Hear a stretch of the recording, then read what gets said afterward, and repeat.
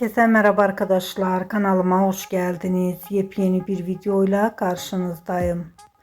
Arkadaşlar bugünkü videomuzda Eşref Rüya dizisinin başrol oyuncuları Demet Özdemir ve Çağatay Ulusoy'un yeni görüntüleri geldi.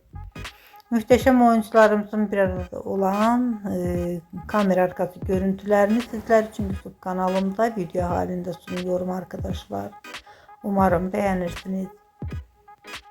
Videomu beğendiyseniz kanalımı izlemeyi ve bildirim butonuna basmayı unutmayın.